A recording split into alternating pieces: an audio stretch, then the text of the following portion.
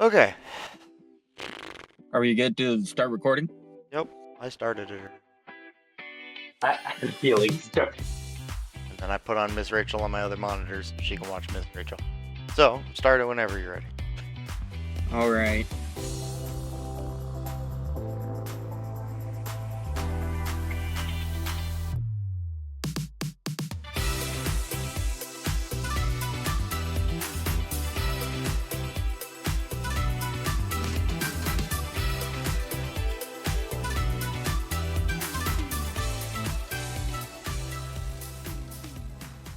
Welcome to the Elder Brew House. I'm your host, Noble. I'm joined by my co-hosts, JK Dubs and IC Mike. We actually have a fourth surprise host today. That is Hard Nuts from our Stomping Grounds Discord. He's here to discuss politics with us and threat assessment. What's up, guys? Nice to be here. So, my question is, what is everyone's opinion of politics in cEDH?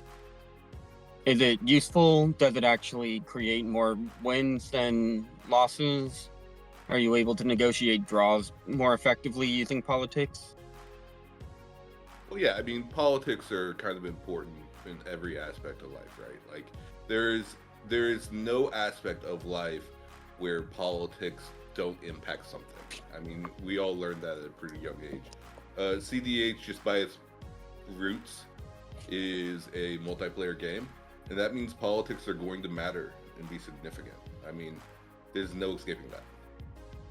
I do want to also bring up with the current controversy going around the difference between politics and collusion. We are not going to support collusion is not a form of politics that is outright against essentially the name of the game. You're no longer making it a game. You're You're using an ulterior motive to further your own game plan at the detriment of the sake of the game. Well, yeah. Collusion. Sorry, go collusion, ahead. in my opinion. Yeah, collusion, in my opinion, is a form of manipulation. So here's the thing. So collusion is basically whenever you tell a person that you will help them win, right? Like, that is the definition of collusion. Like, that essentially king making on purpose. Yeah, king making on purpose. Or when you make an agreement that is specifically to benefit, like, someone else. Like, all agreements at the table need to be made in a manner in which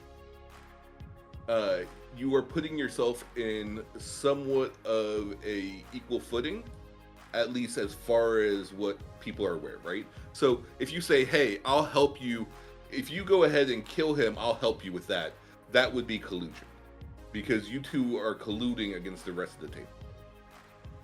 It's pretty straightforward. Where if you say, hey, you need to remove this, it is not collusion. And that may feel like a gray area, but there's some very specific vernacular that you're using, that makes it collusion or not collusion. It's all dependent upon how you word what you're saying. Yeah. Which I guess that brings up the point of how would you word, for example, a situation where, say, the Kennen player's getting ready to pop off, but you know that if you can stop the Kennen player, then the Zur player that's next after Kennen has the win in hand, but you would rather that they win because they are at a lower bracket standing than you are, but they also, if they win, would be able to move on to the next bracket just like you. And you guys had agreed beforehand, like at the beginning of the tournament, that all of that would happen. This would be like a collusion type example, where that would be a outside collusion. agreements come into the game. How would you make that not a collusion call? Well, for one thing, I would never make that call. I would never put myself into a situation where I am agreeing with anything, especially before a game starts, right? Like, so here's the problem, right? In politics, like, politicking is when you say, hey, like, I'm going to do this and you're going to do this because the current board state and it's for the best for this game.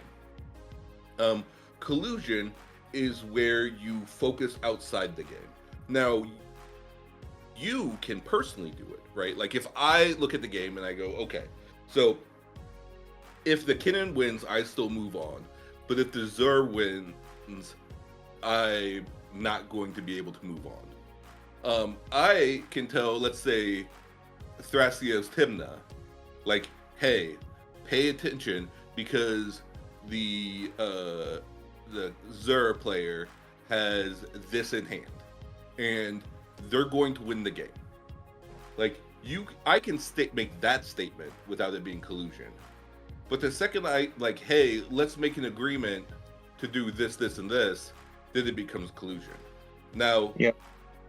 the better way to handle that, if I'm in that situation, and I don't want, I'm trying to make that occur without it being collusion, would be to go something along the lines of, let me think here, because it's an awkward situation, but realistically it would be, yeah, man, it's just, I don't think there's a good way to handle it at all. I think you've already it's already been put into a bad light, and so the best thing you can do is probably just not invest and accept the fact that if they have it, they have it, and then try to stop the following player. The problem with collusion is that not only is it bad for that specific game, but it ruins It creates a reputation. Yeah, it ruins your reputation at a table. I would rather lose a game, lose a tournament, and be in a worse position than go Have a collusion call. Yeah, have a collusion call, get removed from not only this tournament, but like following tournaments, and just be in a terrible overall situation from then on out. No, definitely. Especially if you're doing it at like a LGS or anything like that, you could just straight up just get banned at that point. People won't stand for it. Yeah, I mean, I would ban someone in a second if they're colluding at my tournament. Like, there's no way I would stand for that, because cEDH tournaments are very expensive to enter. Their prize pool for like a tournament, their prize pool is almost always heavy. Like, Whether it's you win judge promos for the top Yeah. seeds or straight just cash. Yeah. Fucking $5,000 was one that was like going on not that long ago. I have one like, next month. There's 5 judge promos for the top 5. Yeah. Not surprised. I think number 1's like judge promo either wheel or demonic tutor. I can't remember. Yep. It's also just creating a bad environment. It makes it more toxic. Yeah. I honestly think that collusion tiptoes that line of politics and also that reputation that pub stomping has given cEDH. It just creates a very toxic and bad taste in everyone's mouth when you are associated with pub stomping or when you're associated with colluding. I honestly think that the best way to politic and get out of a situation where you can be accused of colluding is either just don't say anything and accept the loss like Hardnuts said, or you could try politicking to where you're making a broad threat statement where it's like, okay, we know Kinnan has a win attempt in hand, we know Zur has a win attempt in hand. Is there anything that anybody can do about it to stop either one of them? That is just general politics, right? Like, hey, can you do anything to stop this?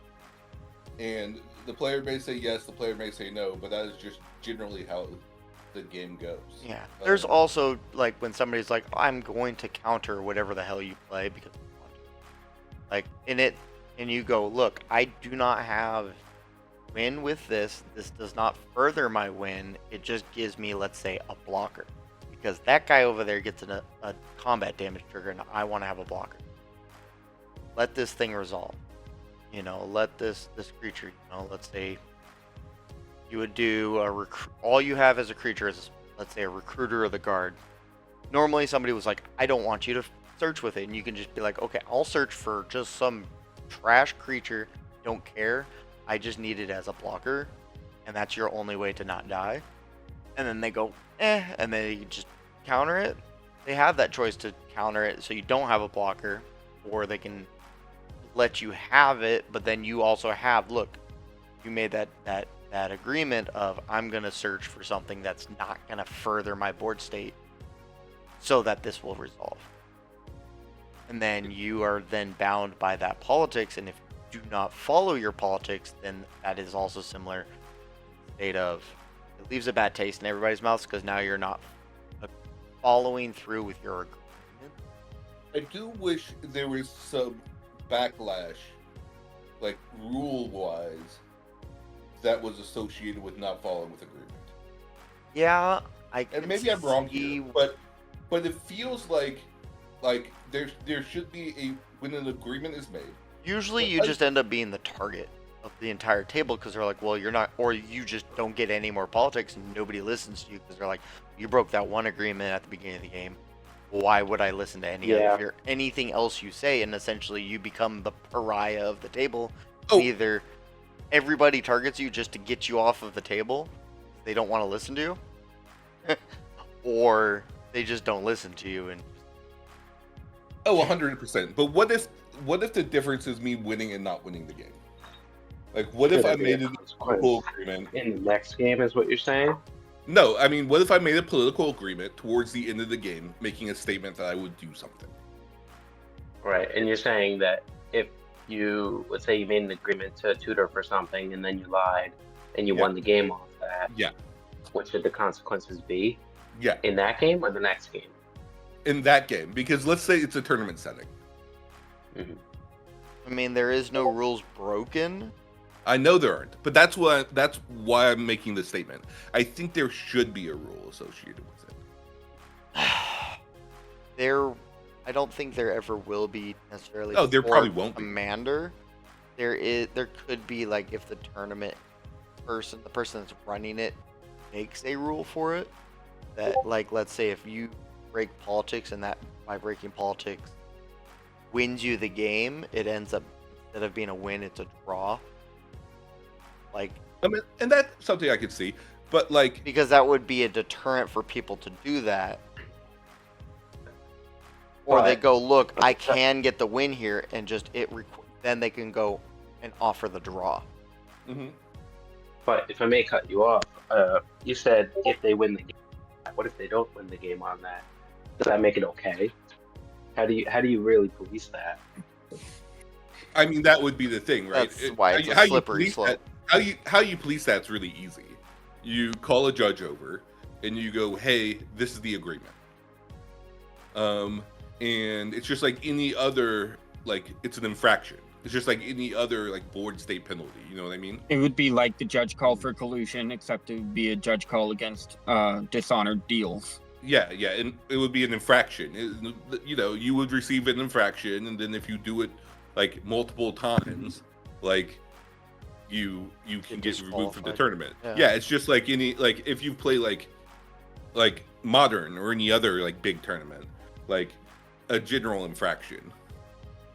Yeah, I could see that happening. That could potentially happen with, like, the tournament organizers, because that's ultimately what they decided with collusion, is that it's up to the tournament organizers on how they discipline collusion in tournaments. Mm-hmm.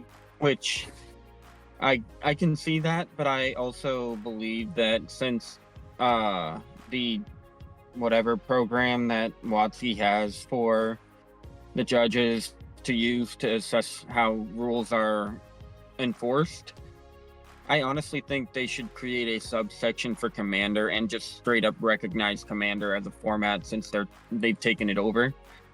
But with that being said, What are some examples of ways that you could word some politics for how to deter you from being seen as the obvious threat when you know exactly what is going to happen based on how your current game actions have been? Just examples from anybody works. We There's a actually bunch have of- a really good one from last night that I want to bring up once everyone else has said their piece. Yeah, I mean, there's a bunch of great ways to avoid being viewed as the threat, if that's the general question. I mean, for one thing you can do is just point out obvious board state like concerns, right? Like, hey, you obviously this is a situation where you do have to know your opponent's deck, but that's cEDH in general. If you don't know what your opponent's going to do, you're going to be in a tough situation. I So had the one more this you morning know, like that. what I was said that? I had one this morning like that. Played against a deck, never played it before, and I had a counterspell, and I'm like, I didn't realize that the guy had win on a card. I could have countered it because I did not see the aligned combo because it wasn't a normal combo. It was one of a niche one. It was like a 3-card combo, which you don't see very often, and it was just, and nobody pointed it out.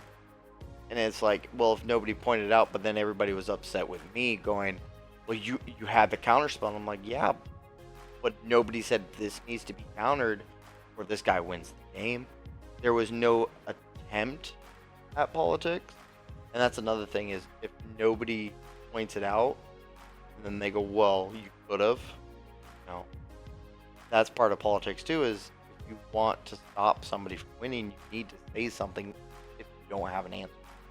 Because maybe somebody does that isn't necessarily aware that that is a win con. Because there is, especially with the newer meta, with more fringe commander decks played, as well as a lot of newer commanders being played, not everybody's aware of the meta anymore. Not everybody's aware of the new win cons, the new lines to follow. So expecting everybody to know the deck is a lot harder than it was before the big bans of Mana Crypt and all that. So that does kind of change it a little bit, which does breathe some new life. Oh yeah, I mean it's everyone's responsibility to make conversation about the current board state, to present and talk, and it can be very difficult when that doesn't happen. It's a shame that someone basically targeted you in a hostile manner, or people were upset with you because you didn't see a win state, and apparently they did. But that's going to happen. That's why it's important to have like open communication. That's part of why politicking is important. And so you have to actively and openly call it out and early on, and you can do that by simply like discussing like potential win conditions, like how different decks function. Like there were a couple different decks earlier today that I saw some win lines I had not seen before, which was really interesting. And as sad as to say, I wasn't in a position to stop them. I actually went on a bit of a losing spree this morning, which was kind of a tragedy. But it does happen to the best of us, where like people were just dumpstering me from decks I had yet to play against. But that's the cEDH way. So back to what we were talking about. How to make yourself not look like a threat. Well, the best way to make yourself not look like a threat is to make someone else actively look like a threat. So, to just actively speak up and start it early, continue it often, and really try to like head the conversation, right? Like, don't sit back and just watch the game unfold. Be an active participant on what's going on, and actively acknowledge everything about the game as it occurs. Another way too is to play French commanders that nobody realizes is a threat. You can kind of just come out of nowhere. I mean, that definitely works. Like, the more fringe your commander is, the less likely that you are going to be the one targeted. people won't know that your deck is devastating. That's why I play Zerg, right? Like, people know Zerg, but it's been years since Zerg was a dominant force in CEDH. Yeah. Now, I think he's really well positioned right now. So, Yeah, I've with been the new playing him. meta, he's definitely better than he was. yeah, exactly. And so I've been playing him pretty substantially and have a pretty decent win rate with him. But some of that is just because people don't look at me as if I'm a major threat. I honestly think that that's one of the bonuses of these ancient boogeymen of the cEDH format is they have fallen to the wayside. Therefore, they don't look as threatening as they used to. However, with all the power craft stuff, I think it's very imperative that when it comes to politicking against these boogeymen commanders that were at one time the top decks in the format, I think that it's imperative to be aware of what they used to do and realize that they can probably do the same thing, but even stronger or in a different way. Like, for example, a few days ago, me and Hardnuts were talking in the Stomping Grounds Discord about MagicCon Chicago and how he learned Necropotence is not necessarily the way to go with Xur. Like, attack one, get Necro right away. He's figured out that that's actually the wrong way to approach it, which is how everyone thinks Xur goes, is Turbo Necro Xur. And I actually find it pretty cool that he's been so adamant that Xur is better than he used to be, and he is stronger than he used to be. And he's been putting out the numbers to prove that. Yeah, I mean, Turbo aggro Zerg, like the traditional swing in, go Necropotence, pay 30 life, 35 life, try to win before your instep, is a way to go. And, you know, it can be really effective. There's a chance that that will work. But honestly, more often than not, you're going to get stopped. You're just going to get stopped there on the dot.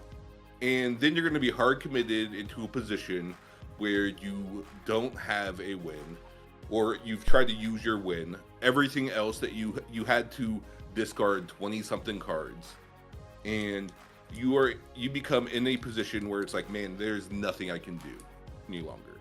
I am not impactful on the board whatsoever. And so there are just sometimes better options available. And obviously that's going to very much depend on the deck I'm sitting with, like who I'm playing against. Like, am I playing against someone who has a better late game than I do, or a better middle game than I do? Because then, like, maybe swinging, going Necro, and doing the thing is the best bet before they get all their stuff online and before you just start getting dumpstered. But oftentimes, there are just better avenues in order to resolve that. I do have a quick question about your use of Xur. Mm-hmm. Do you ever encounter situations where people start talking about, well, crap, he's going to go search for the win con right now. We need to stop him now. All the time. How do you deflect that, like, using your politics? Because I know that's the main topic of tonight, so yeah, we should assess like how politics go with the play styles that we have with our decks. So, like, with my deck, when I go out to Xur, someone goes this win, and someone goes, oh, he's gonna get Necropotence, he's gonna Necropotence for 30. And I was like, listen, man, I know you've seen that before. I know you've seen that in other decks. I understand. That is a play style that some people play. That's not what I plan on doing. Do I have Necropotence in here? 100%. But I am not planning on going to get Necropotence right now and winning this next turn. If you say it and, like, you're being honest about it, people will, generally speaking, believe you. Now, has it worked all the time? No. If I'm in a situation where I have to go do that, then yeah, I'll say, yeah, I am. Now, will sometimes I be a little tricky with my vernacular? Yes. Like, say in that exact same situation, I'll say, listen, man, necropotence. I know people are gonna your custom people necropotencing. Like, I'm not gonna go get necropotence. Doesn't mean I'm not gonna go get Phyrexian Unlife and pop Adnaz right there in their face, and Adnaz my entire deck into my hand and win that turn. But a lot of that just comes down to vernacular, right? Like the way I speak and to what I chose to say. Because if you notice in that example, I didn't say I wasn't going to win. Right. Yeah, but also you're not lying. No, I think that's the real important thing, right? Is not to lie about it. Like, if you don't have the win, straight up say, hey, I don't have the win right now. I'm not going to win. I know what my board state looks really threatening, but I'm not actually threatening. It's much worse than it is. And in fact, you can always do something like, here, this is my hand. Like, you can see what's in my hand. Like, I don't have a win. And then, like, pick it up, The same goes for, like, if someone is threatening you and you have, like, a path or a counterspell that could stop them.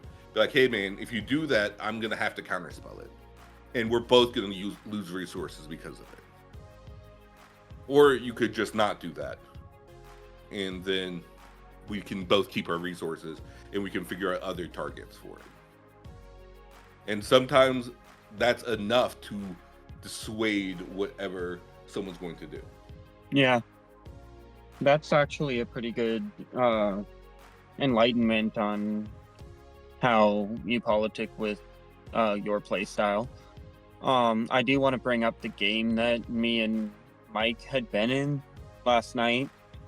The game's pod was Tivit, Mike on Aragorn, me with Hashaton, and one of our other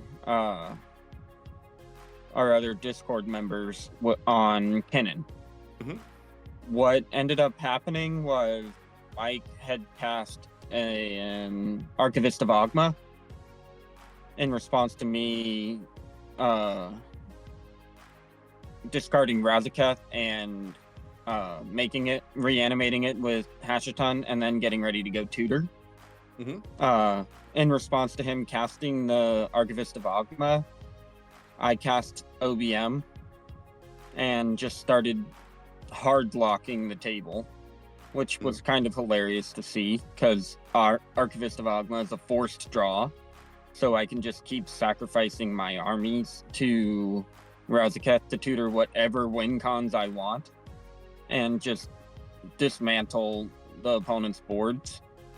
There was actually a very interesting situation that ended up happening that made me realize at the end of the game that if I had done one little thing differently, or if someone else had spoken up, kind of like how it happened this morning for Mike in his game this morning. If I had killed Mike's Aragorn and dismantled everything on Mike's board except for the Archivist of Ogma, I had the win on lock on my turn.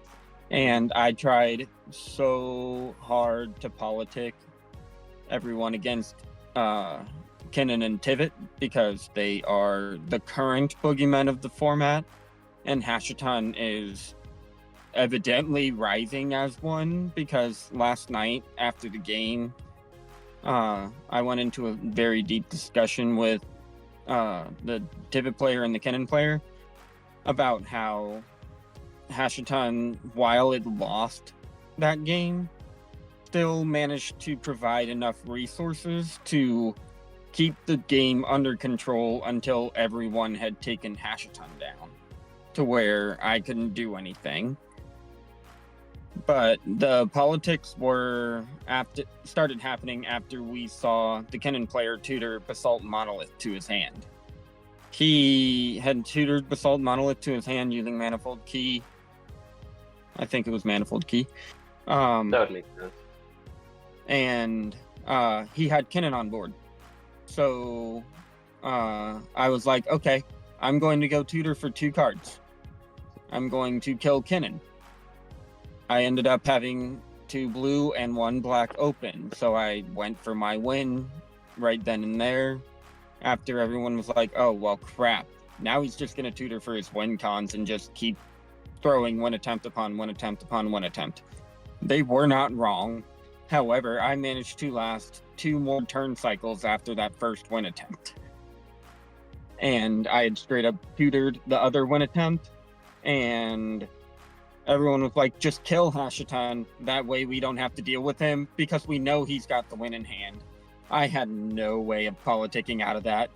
And the funny interaction for the last little bit of politicking is just kill Hashitan. It takes care of the fierce guardianship that was Oppo agent from him. And Mike should have swung at me first, and he would have had the win, instead of trying to push through a mind break trap that Tivit had.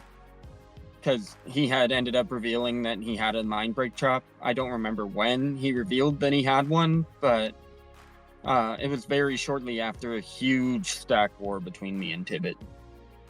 And I ended up politicking my way to lasting 2 more turns after I rightfully should have died, because I very well made myself the target for Kennen and Tivit for sure. I don't know if I was necessarily the 100% target for Mike, because he was kind of relying on me to keep the other 2 players under control while he just drew gas, I guess. Because apparently he drew nothing but gas off of my tutoring for his Archivist of Agma. Sorry, that was kind of a ramble. No, you're good. Yeah, it was a very good game last night, and I kind of just was thinking on it and realized that was a perfect situation where politics And I could have and won I me took the those game. politics too, because yes, as you said, I did draw. I had 10 cards in hand. I had Food Chain Squee with Aragorn on board. That's infinite. I had 2 counter spells in hand. Both of them required mana, and I was tapped out. But it was go to my turn, I win. By the end of that, if I had played out 2 spells prior to trying to cast Squee, and I had tapped out all my red to do it, so I had no way. I got it countered. I had no way to recast it. Cast the Food Chain for value because I could after the Mind Break trap. Exiled Squee. It's like, cool. He's exiled. I'll just redo it on my next turn if I get there, and I would have still won. Tivit pulled a Tezzeret off the top, gets Time Sieve and won. And he was seat 1, I was seat 2. I had the counters in hand to stop it if I hadn't tapped out to try to push stuff through that I didn't need to. And the reason at first nobody thought I had it up until that Mind Break was because I was pointing out, as Hardnuts had said, point out all of the other issues and just kind of don't bring up your own game plan and make every other target a bigger target. And it just let me slowly just build value throughout the game. I constantly had an answer. I constantly had something to do without it being something big where somebody's like, oh, that's a threat. You know, most of my deck was interaction that I had with Aragorn out. So it was just like, oh, he's just interacting and he gets, 3 damage. Or 3 damage there. But it wasn't like, I never did anything to really, show... Advertised and you were the threat. Correct. I kept minimal to keep a full hand to possibly combo out all in one turn out of nowhere with plenty of interaction to hold up for it. And I just misplayed with my not killing you before going for it, because it gave him the counters that he needed to do things. Because I was trying to play around a fierce guardianship he oppoed from you. Yeah. I want to bring up some points that we had brought up in the Stomping Grounds Discord, which I will link the Discords in our description for this podcast. Stomping Grounds is just a general content creator community There's, as far as I know, 4 different content creators in there, including our own podcast. Some of the points that are in here, because this topic started a while ago with one of our members asking if we had any tips on politicking more effectively, some examples with deflecting attention from yourself. Another one is creating difficult decisions for other opponents to deal with. That one's one that we should get into here shortly.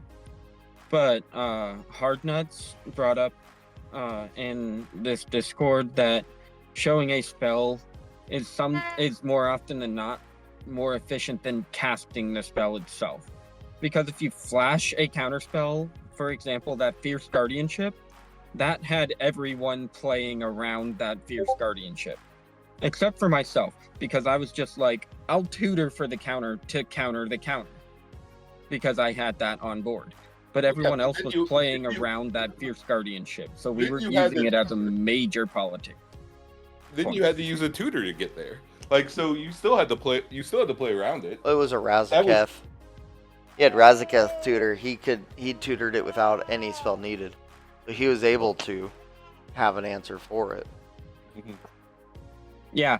I ended up revealing my hand when Mike killed me. I had 4 counter spells in hand. 2 of them I had just naturally drawn, and I had just tutored for the other 2 just to make sure I had interaction to make my win con that I tutored for stick. Because I had to do all the tutoring in response to an op agent being put on board. And then afterwards I realized, well, the person with the 1 ring can tap it for 2 draws on its next turn. I'll just kill the op agent. And then I realized I had screwed up and paid half of my life down when I didn't have to. Yeah, I actually think that's a great point that you brought up, just showing the spell. Because to me, it almost feels like cheating. Because for one, it's so underrated, it's so undervalued. People don't think much about it. Like, they just think that you're trying to politic when you do it, so it could backfire and make you more of the threat. But most times, it's just a free counter spell, so you're actually getting ahead of the board. I mean, it changes their game plan. It potentially counters, in quotations, their original game plan, basically, which means you could have stopped 2 or 3 different actions from happening rather than stopping 1 action by casting the spell itself. Right. So essentially, it turns into like a 3 or 4 4 for 1 value. Well, the only thing is you don't get the only problem with doing it is it's just a time stall, which is kind of sometimes that's what you need, right? But you don't get the thing to actually go away. So it is like, and I was the one who even was talking about how good this is, because it's great when used effectively. But it doesn't actively get rid of the primary concern, which is like dealing with whatever it is. It just means that people put themselves in a situation where they have to be more prepared. But if you also have the win, or you're setting up to do the win, sometimes all you need is someone second guessing themselves, or like holding up the 1 counter spell. You go, hey, if you do that, if you go in, I'm going to force a will you. And you go, oh, okay, well then I'll go ahead and pass. And you go, perfect. Thassa's Oracle, demonic consultation. Force the will back. Right, and essentially in that scenario, you counterspell their thing. It might not be in the graveyard, but it didn't happen. Oh, 100%. Like, that is when it's done at its best. When you can get value off of something for not having to use it. Yeah. Another potential politicking point is honor your deals, like Hardnuts has already brought up. Don't kill your help. If someone's obviously locked out of the game, or you're holding them hostage with a Razaketh and an OBM, don't completely lock them out of the game. Let them have some source of interaction. Like, I wasn't actively stopping Kennen from doing anything. I was just making it to where he had to hold up like counter spells and such in the game last night, to where he could interact with other people, but he couldn't actually go for his own win because I had his Kennen basically held at gunpoint. I fucked that up the other day, actually, which was my nightmare. I played. I was playing against Blue Farm, and like, who was it? I can't remember what the third deck was. The Rockside player had already gone out because he went for the win attempt, and I casted Angel's Grace on Thassa's Demonic after he had already exiled his entire graveyard or his entire library, and then like we were getting real late in the game, so we were on like turn like 12 or something like that, and no one had won yet. It was just me and the Blue Farm player and this other player just sitting there kind of like biding our time. The other one had the heuristic study, and me and the Blue Farm player had kept like copying the same Orcish Bowmaster and cloning it and killing it and cloning it and killing it, and kept doing it over and over and over again. In the process of that, we had taken the guy who had the heuristic study down to the point where he had 1 life. But he kept drawing cards off of this heuristic study. Now, we could kill him at any point in time. And finally, I don't know why I even did it, but finally I just got tired of him drawing cards off of it and killed him. And it was such a big mistake. Like, it cost me the entire game. Like, I could have just not done that. I mean, there's no reason I had to do it. But, yeah, it was interesting. And definitely a learning experience for me personally, where it was like, hey man, just make sure you don't kill your help, because your help is what keeps you in. He probably had a counter spell that could have dealt with the kid, because the kid went, or not the kid, the Blue Farm went and won on the next turn, and won over 2 counter spells, which was tragic. But you know, life goes on. Yeah, I think it's a good point to bring up, to use when we're talking about politics, to use your opponents to your advantage. Mm-hmm. A lot of people, I'm not perfect, obviously. I misplay all the time, but a lot of people remove stack. A lot of people remove stacks pieces when they just have no reason to. Mm-hmm. Oh yeah, that's a really good point. I definitely learned my lesson when I was first playtesting Terra, Herald of Hope.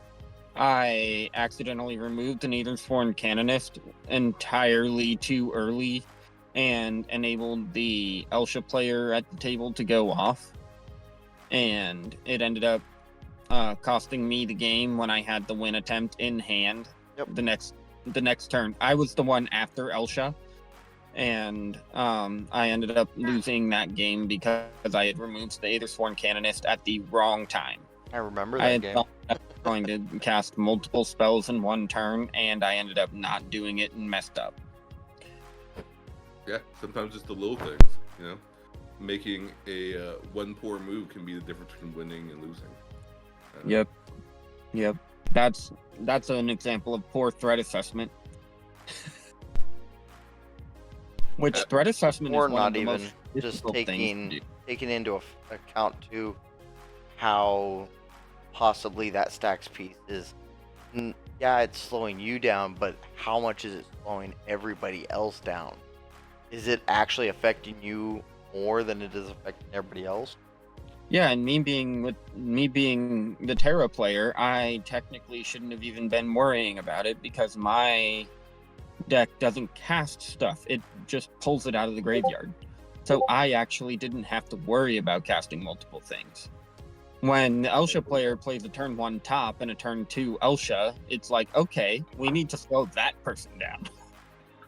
Exactly. And even if it does affect you, the timing matters. So do I need to remove this right now? Yeah, the turn order definitely affects like how threat assessment happens.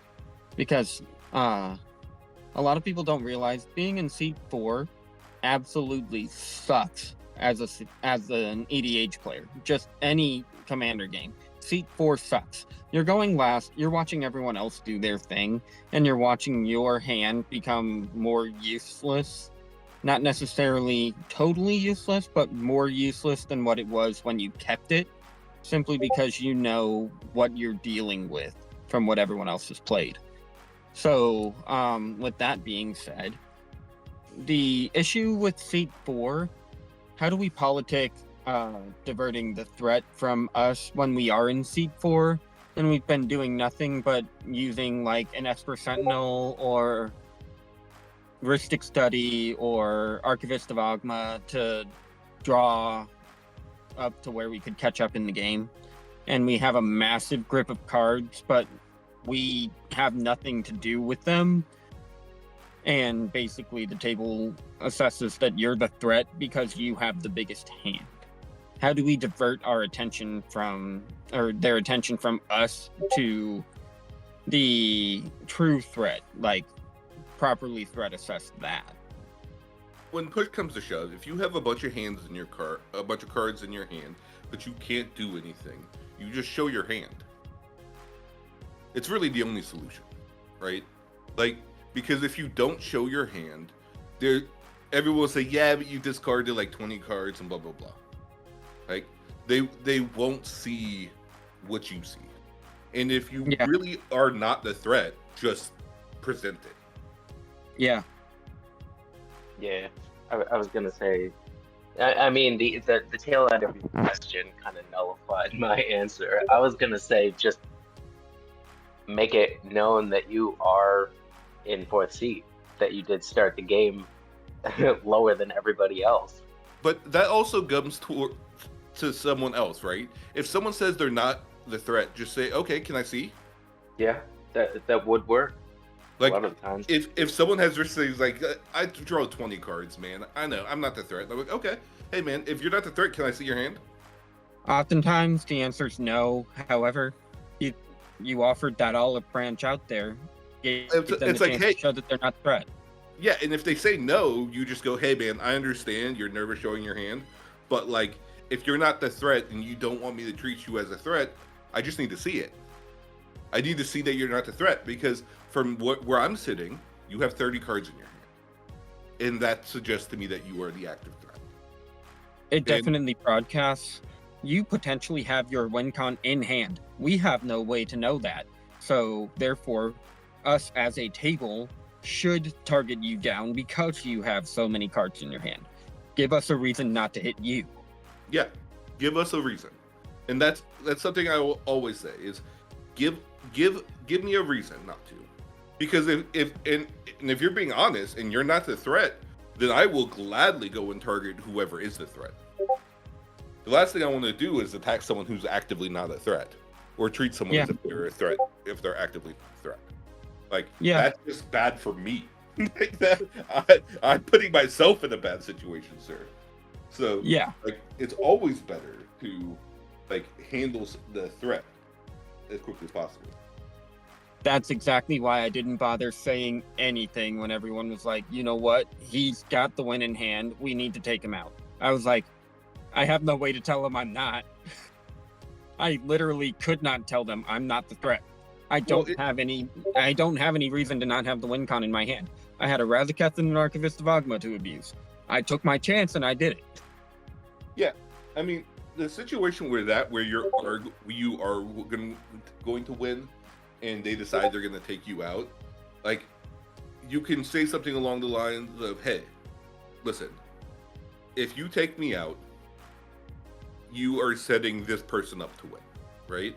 And I can stop. That's actually what I did when Tivit brought up that the Archivist of Ogma was a problem. I was like, yeah, it's a problem for you guys because Mike has 10 cards in hand. He's been drawing off of every single one of my tutors. Sure, I might have tutored for my win con. However, I guarantee you Mike probably has interaction for said win con, so we need to take care of him. Otherwise, he's going to win on his turn. He almost did. He didn't win that game, but he went for the win on his turn.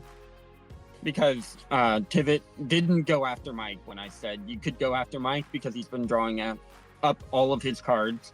I've just been tutoring. Granted, I could have worded it a little differently because tutoring scares people more than drawing, but at the same time, I knew Tivit had interaction in his hand. I knew he had the Fierce Guardianship. He had already said, I'm tutoring for your Fierce Guardianship because we need to keep you under control. That is what he had said when he opposition agented me. He said, I'm going for your Fierce Guardianship because we need to have a free counterspell that I can use to stop you when you go for your next win. So I already knew that my win was going to be a slog to try to fight through. So I was trying to push for Mike's win attempt to be the one that Tivit used his interaction on. And he almost fell for the trap. Almost. And then Mike came to his senses and killed me first. It was funny. Sometimes it'd be like But that. last night's game was a lot of politics. Sometimes it'd be like that. All right, do you guys have any input on the current topic for like showing hands and stuff like that, and how to deflect that you're the threat when you have been behind the whole game? Not really any for me. I mean, you guys touched on everything I probably would have thought of. No, I don't really have much. You guys kind of covered everything. Like, I'd All say right. it, and then somebody else would say it. I'm like, all right. Well. So when it comes to another part of the chat, we started talking about reverse psychology, and that's where the whole showing your hands came into play. However, pointing out the extremely obvious threat, like the threat that is on board, is another good politicking tool. That way has a way of making people play around, okay, that person's going to try to win. However, are they the only one trying to win? Which the answer is no, they are not the only one. Everyone's trying to win all the time. That is the kind of mindset that I go into the game with, is, okay, everyone's got a potential win attempt in their hand. Unless they have been doing absolutely terrible the whole game.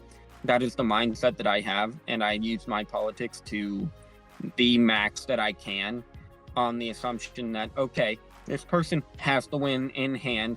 We need to make sure that they stay under control.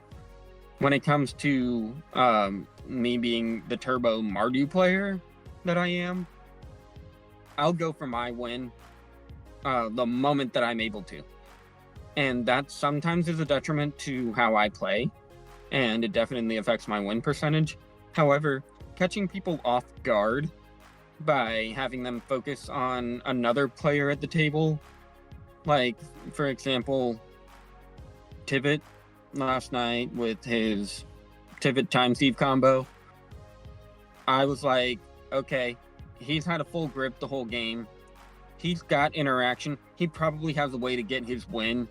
We need to make sure that he can't get his win.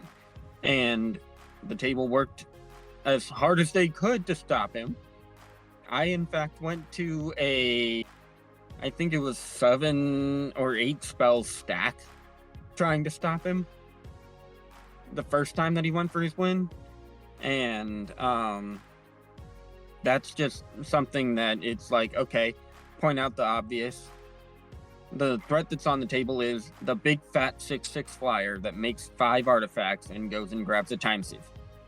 That's the big fat threat right there. However, he was also using politics against the rest of us by going, oh, well, Hashatan's got Razaketh out. He can just grab an answer for anything that we do. Which, to be honest, fair. Could be done. But at the same time, I was using Razaketh as a politic tool for Mike and Kinnan to take care of Tivit. Like, hey, what do you guys need me to tutor for? So What do you need me to shoot down over there because I have an OBM?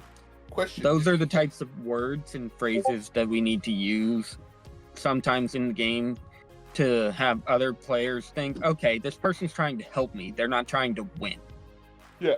Even though Question. 100% I had the win in hand. Question: were you asking the rest of the table to agree with your assessment? The what?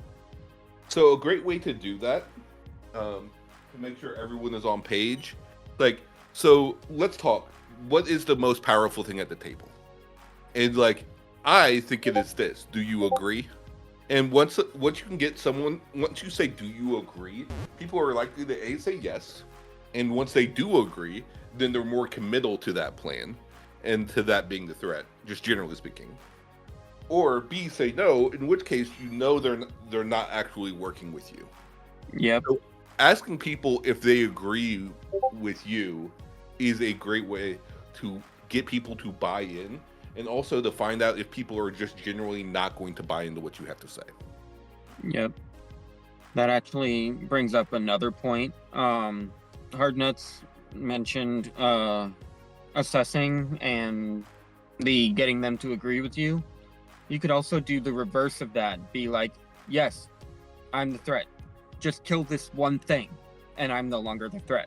Tell them to remove something of yours that doesn't affect your ulterior game plan because you've already gotten the value out of it.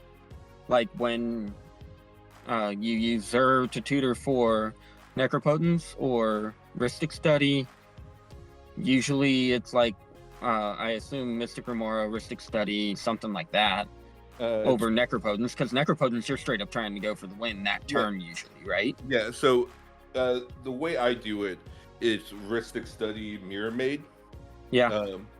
Because Mirror Maid can come and copy Rhystic Study, so then I have 2 Rhystic Studies on board. And then I'll normally go for Necropotence as the last option.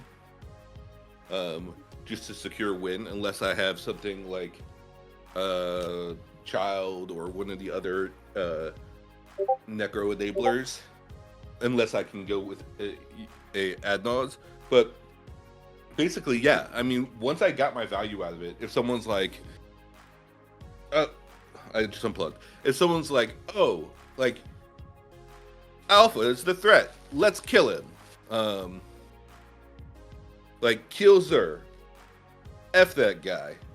Like, get him. And it's like, hey, man, I understand. If you gotta take him out, you gotta take him out. He's not the threat, you know? When realistically, like, I've already gotten value out of him. And I'm no longer concerned with his existence on the table at all. Yep. That's where I actually have a little bit of an example from the same game. We have a lot of politicking examples in this game. That was actually a really good game for this episode.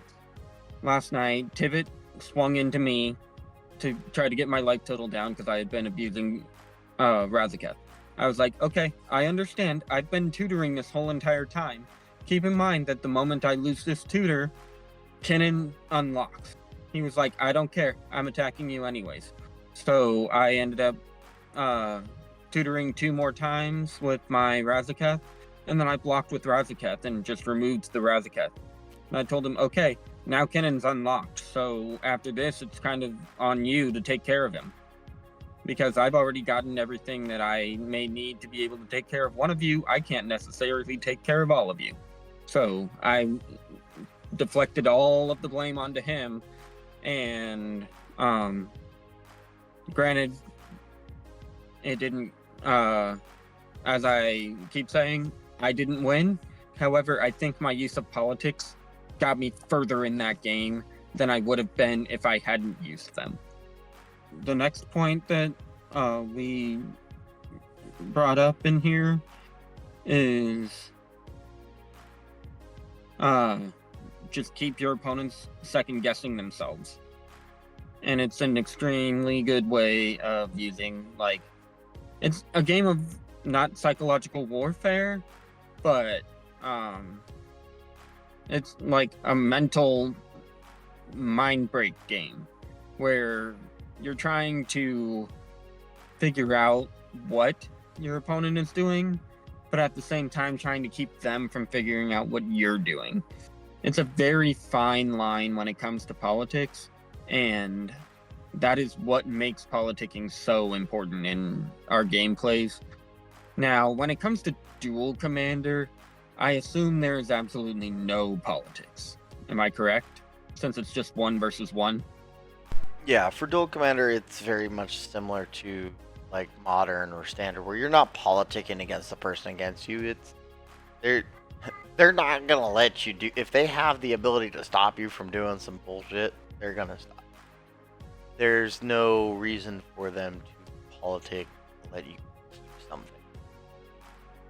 Well, is there occasionally a time where like you can use like a minor politic of, hey, Nope. get rid of this instead of this when you're doing the 1 versus 1 type game in like dual commander? No, more often than not, if they're gonna get rid of something, they're gonna get rid of what they want that they see as a threat. But what you can try to do, and I have done this occasionally, is point out that maybe the other thing could become a bigger threat than what they are trying to remove. Be like, like, oh, they're gonna kill your commander, but you have another creature that could be a combo piece or a value piece, and go, I was like, I see you want to kill my commander. I'd rather keep my commander, but, you know, are you aware of what this does? And sometimes they're not aware. And then if you make them aware of some combo, whether you have it in the deck or not, they might change their mind on the declare target. But more often than not, a seasoned player, they're not going to change their mind, because they're going to know, no, this is what I want, or they're not going to get swayed necessarily of you trying to talk them down from their decision. Unlike in Commander, where you have that possibility of, because you have them thinking about, well, there's two other players that might have something to stop me. I might need to hold up this interaction to stop them. Unlike in Duel, where it's just you and one other person, and you're gonna go for the fastest, quickest way you can win. Yep. Regardless, and if you see somebody else doing it, if you have a way to stop them, you're gonna do everything you can to stop them. There's no reason not to.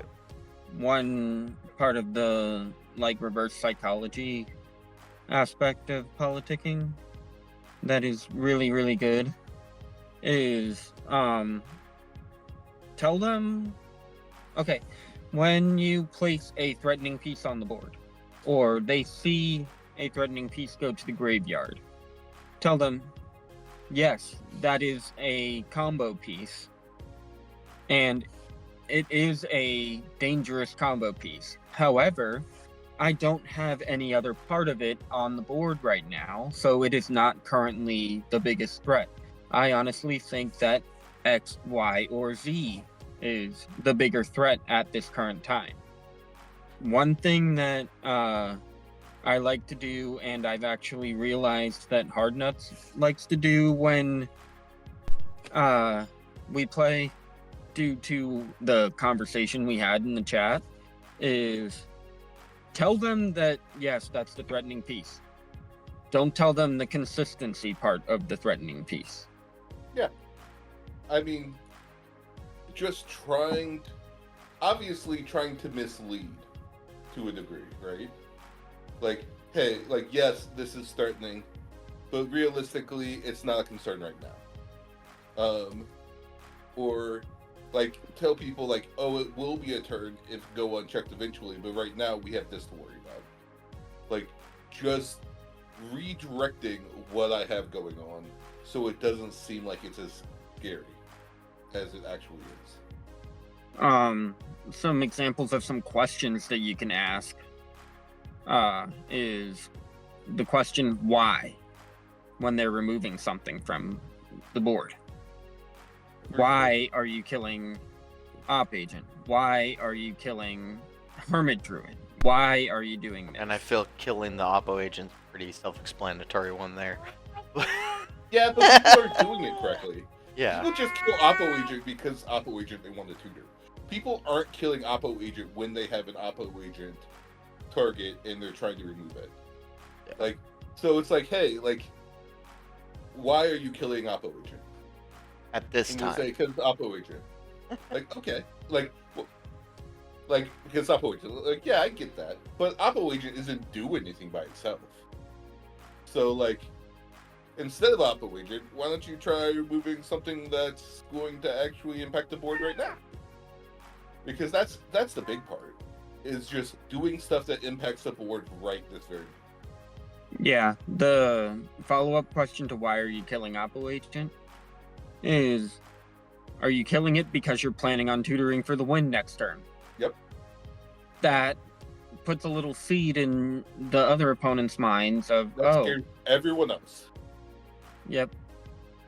It kind of perks the ears a little bit when it comes to everyone else at the table. Yeah, it's like, are you killing Oppo because you want a tutor right now? And now that person becomes a target. Yeah. And at that point, if somebody has a counter, they might counter the kill spell just to stop Op from dying. Or at least counter the thing that they're going to tutor. Yeah. Because if it gets into a position where Oppo Agent, when push comes to shove, is a control piece, right? The whole point of it is to try to control your opponents and stop them from winning. It's just a stacks piece. So if you are using it correctly and using it to stack, then Oppo Agent is perfectly fine. You can sit on the board for almost ever. Well, I suppose if we're wrapping up, until next time, this is the Elder Brew House, letting you know to keep your brews strong, your plays sharper, and your games legendary. Until next time, may your decks be aged to perfection.